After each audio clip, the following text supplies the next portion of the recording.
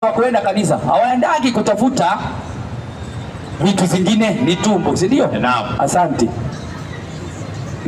Ni tumbo. Ati kwa sababu kwa Kiengei unapewa mchele na unga, twende huko ndio niende.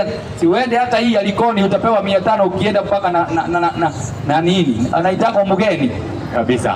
Hiyo ya Oyedebo iko na hapo roundabout. Kabla yani Likoni Road, ukimaliza Likoni Road kuna kanisa kubwa hapo iko na mabendera mingi. Na kwanza ukiona kanisa iko na bendera ni ya shetani. Yeremia 4:21. 4:21 Yeremia. Kanisa ya Wakorino iko na mabendera hapo nje, ni ya shetani, si ya Mungu. Yoyote iko na bendera. Si kuna kanisa ya Roho Msalaba iko na mabendera kabisa. Si kuna ya Waruyo iko na msalaba, ni ya shetani. Soma hiyo. Nione bendera hata lini? Mungu anauliza nione bendera hata lini? Na kuisikia sauti ya tarumbeta. Kwa maana watu wangu ni wapumbavu.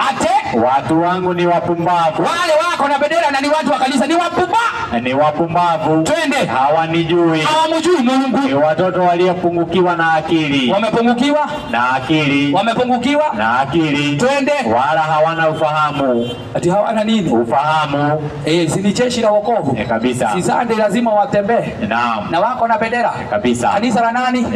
Ya shetani. Kama we unakataa, kiti iko hapa. Usiende ukiumia moyo. Ndio hii. Na Wasabato leo at the General Conference wako na mabendera. Na Yesu Mungu ameuliza nione bendera za hata lini? Na sauti na kusikia sauti ya tarumbeta. Watu wangu ni wajinga na ni wapumbavu. Sasa imagine hao wote wamevaa vizuri na ni wapumbavu na ni wajinga. Hawamjui nani? Hawamjui Mungu. Ni Biblia imesema, si mimi kabisa. Kama unaenda polisi uende useme Biblia imesema, si huyo mchungaji amesema. Useme Biblia imefanyaje? Imesema.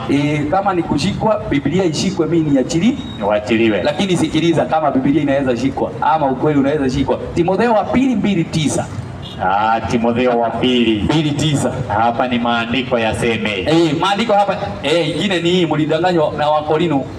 Pale OTC anaitwa Reverend Minor, ati ni prophet. Huyu si prophet of doom, but a prophet of doom. Si wa Mungu doom. Soma andiko 2:9 Timotheo ni wa 2. Peana namba yako ya simu, uwekewe pesa ya mkokoteni. Haya. Chukua maiki kwanza.